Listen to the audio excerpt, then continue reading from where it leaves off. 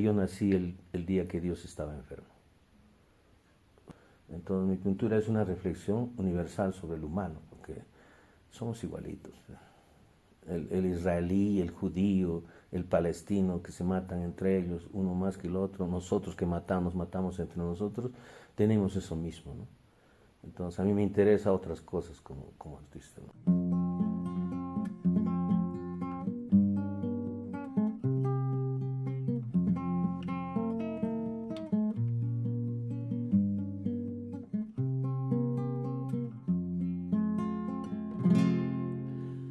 Se acabó el amor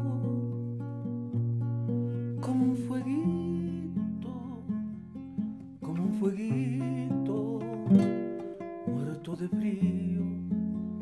Nunca más podré abrir tus ojos, mirar tus ojos tan amorosos. Ay del amor que se ha acabado, tanto dulzor que me ha robado. Nunca más veré arder tus ojos, arder tus ojos tan amorosos.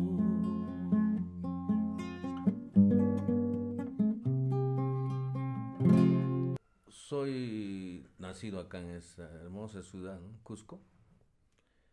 Eh, yo he nacido en una casa colonial inca, ¿no? En la calle San Agustín, en el antiguo palacio de Huayna Cápac. Yo me llamo José Luis Carreño Zárate. Creo que eso también me ha marcado porque lo primero que he visto, pienso yo, a más de los ojos hermosos de mi madre, ¿no? Y lo primero que un niño al nacer ve, el entorno de la familia, pero una vez que ya salía, se expone a ese balcón colonial, veía al frente muros incas, colonia al lado, y después saliendo ya de mi casa en los primeros pasos, unas gradas coloniales, unos arcos coloniales, y en el patio, desde niños, escarbábamos para jugar y encontrábamos cerámicos incas. Acabé todos mis estudios en la gran unidad escolar, y de ahí postulé a Derecho y Ciencias Políticas, ingresé en la misma oportunidad postulé a Bellas Artes, ¿no? Y lo de Bellas Artes no es casualidad, sino de pronto yo pienso que las cosas están dadas en la historia de cada humano, ¿no? La vida de Bohemia empezó pues ahí, ¿no? En Bellas Artes, los primeros años. El segundo, tercer año formamos el taller de arte 4. Le llamamos taller de arte 4 y el miembro del taller 4 era nuestro profesor, el profesor César Gavancho, un pintor abstracto de primer nivel, ¿no? Que venía de México, de haber estudiado, pero era el único artista que, al menos a mí o a nosotros nos gustaba en el Cusco. Y ese grupo dirigía el profesor César Gavanzo. Éramos los cuatro, Pedro Wilson del Carpio, Hipólito Palacios, yo y César Gavanzo. Mucha, era loco, un taller con el profesor y ahí teníamos la bohemia. Abrimos en el balcón de mi casa, ¿no? Que era la grandota, alquilamos de una vecina un balconcito y ese era nuestro taller. Para sobrevivir teníamos que hacer lo único que hasta ahora, hace 30 años, se hace en el Cusco como mercado. De lo que yo le llamo artesanía de lujo. Los paisajitos de las calles, o sea, la artesanía de lujo como souvenir que se llevan los turistas, más extranjeros que nacionales. No ha cambiado, la única forma de sobrevivir en el Cusco es esa. Lo que se trata es de que existe un mercado para todos en cierta medida, y no hay. Desde esa vez que nosotros sobrevivíamos, así era. Y fines de semana recibíamos el billetón de frente a la picantería. Y el profe Gavancho nos acompañaba él siempre con su cigarro y su tal. Y él no tomaba corto, ¿no? Porque nosotros le bajábamos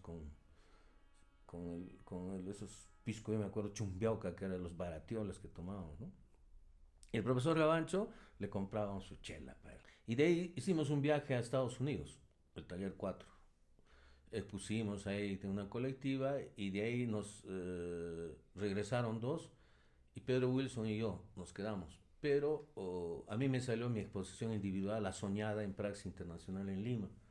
Y yo tuve que regresar y lo dejé a mi amigo. Y obvio que iba a volver. Expongo en Praxis, estoy ahí. Fue un éxito realmente porque también la prensa primera vez se ocupaba de artistas del Cusco, ¿no? Elida Román escribe en El Comercio, hicimos una bipersonal con el actual profesor de Bellas Artes, Víctor Zúñiga, los dos iniciamos ahí. Y de ahí ya pues cada uno logró su carrera y de ahí me salió una invitación para exponer en la Galería Z en París, en la Avenida de la Gran Arma que se llama, ¿no? Era de los Peugeot, de los autos, son dueños de esa galería y fui invitado a hacer una exposición allá. Viajé a hacer mi exposición y me quedé. Bueno, esa era la idea. Y aparte, en el fondo, era el sueño pues, de irse. Siempre fue mi sueño de irme a Europa, a París, ¿no? Hasta mi generación pienso que ha sido sueño de casi todo artista, porque generaciones antes, los artistas desde los 70, 80, 90, de toda Latinoamérica, era obligado a ir a París, si no, no eras considerado un artista. En la literatura, vamos a hablar de literatura, Cortázar, Octavio Paz, Borges, todos ¿no? Han estado ahí. Nuestro gran César Vallejo y otros literatos, poetas de nuestro país han estado. Fernando de Cislo, con la gran poetisa Blanca Varela, ahí descubre su poética Blanca con una relación con Octavio Paz, que era el primer secretario de la Embajada de México, gran literato, era el que animaba las noches de arte latinoamericano en la embajada, ¿no? Eran él y muchos siempre, su sueño fue hacer un bloque sudamericano de arte, entender que nosotros somos herederos de un arte tan extraordinario a partir de hacer. Escucharon, hicieron uno que otro, pero nunca se consolidó, ¿no? En México sí, pero en Perú no, salvo excepciones de Cislo y otros, ¿no? Sologuren, Egelson, que estaba viviendo en Italia, y de ahí todos, Gerardo Chávez fue becado, Tilsa Suchilla París, uy, y yo cuando fui me he encontrado medallas de oro de la Nacional, así un montón que ya vivían ahí. Entonces, tuve la suerte de estar ahí y de ahí pienso empieza mi vida, yo puedo decir que mi vida es antes de estar en París y después de lo que me ocurrió en París, ¿no? El hecho de haber ido a unos museos de arte en Europa, el arte de otra manera, ¿no? Realmente la formación de arte en el Perú o en nuestra escuela es realmente no solo deficiente, sino se desconoce totalmente, ¿no? No tenemos profesores de historia del arte, no, estamos, el término claro, jodidos. Más allá de en qué momento se jodió el Perú de Vargas Llosa, ¿no? Como les hablaba que todo lenguaje o todo objeto, todo material tiene que estar disponible ahora para un artista visual contemporáneo, ¿no? Y uno de las dimensiones de las artes en general que a mí me ha marcado, ¿no? También mi vida y las pautas para producir la música, ¿no? Como dimensión extraordinaria, así como las artes visuales o la poesía y todo, ¿no? Y que la música en sí engloba a veces todo, ¿no? Es una especie de ejercicio contemporáneo en las artes, ¿no? No podemos hablar también de videos art o cortometrajes, todo en la dimensión de las artes sin música, sin sonido, ¿no? Pienso que inclusive el sonido es el inicio de la creación humana, ¿no? Los humanos nos movemos por sonidos, ¿no? Por ondas que finalmente el humano las ha logrado ordenar, ¿no? De ese caos del inicio del universo y del humano, ¿no? Yo creo que la música es parte de ese nacimiento, del origen de la vida misma, porque no hay ser humano que no se estremezca con una tonalidad, con un tono. Y pienso que cada sonido está relacionado a su gen propio de cada, su árbol genético, porque unos nos estremecemos con un acorde, con una nota que pienso que es parte de nuestro constructo espiritual, y otros con otro. Entonces creo que la música es parte inherente para el artista. Y esa es una directa conexión con lo que hago, ¿no? Pienso que mi pintura como está es muy armónica, ¿no? Mi pintura es armónica como la música, ¿no? Si no hay una armonía, no hay música. Y yo pienso que en mi caso está íntimamente ligada, ¿no? Es parte de mi ser, de mi constructo. Y obvio, espero algún día que mi obra sea, mi sueño sea poética y obvio musical, ¿no? Pero es tan difícil con el color y las formas llegar a esa dimensión extraordinaria que tienen los músicos y los poetas, ¿no? De aprendizaje han durado años hasta el día de hoy, ¿no? No creo que exista, salvo la soberbia propia a veces cada uno que pueda decir que ya sabe todo, ¿no? Uno no deja de aprender nunca y yo sigo en afán de encontrar respuestas a mis inquietudes, ¿no? Y eso me lleva a seguir investigando. Ahora bien, el hecho de haber vivido y nutrido no solo del conocimiento histórico, París era pues, la ciudad luz, ¿no? Ahí se han generado los grandes movimientos del arte, el impresionismo, el postimpresionismo, todos los siglos, la vanguardia después de Cézanne se ha hecho en París. Era la ciudad luz, ¿no? La cité de la lumière, que decían, ¿no? Allá. Y a su lado en Alemania la filosofía. Hay que reconocer que fue el único movimiento hasta ahora en la historia que ha habido, ¿no? De reivindicación, pero ahora haciendo un análisis crítico faltó, ¿no? Faltó, se olvidaron de que el arte como constructo cultural venía del otro lado, de Europa, Grecia. En la helenística ahí nace el arte como producto cultural y se olvidaron de eso y desde los griegos hasta hoy día hay un legado extraordinario de las artes y no había que darle la espalda a eso, ¿no? Inclusive la forma de pintar el paisaje no era propia nuestra, ¿no? El paisaje era una categoría de siempre del pintor europeo, ¿no? En todos los lugares. Más bien en nosotros había otra forma de entender. Nuestros antiguos, las culturas incas, preincas, veían el paisaje y abstraían, sintetizaban, abstraían el paisaje. Entonces ellos ya estaban en otra etapa, para mí digo, misteriosa, extraña, ¿no? O sea, los europeos en 1900 con Kandinsky, Malevich, Mordwell, Albers, la Bauhaus, el arte abstracto, pero en las culturas wari, en los tejidos wari, en la textilería, ya la abstracción ya estaba presente. O sea, ¿cómo entiendes haciendo un trabajo de historia comparada? ¿Cómo vas a entender?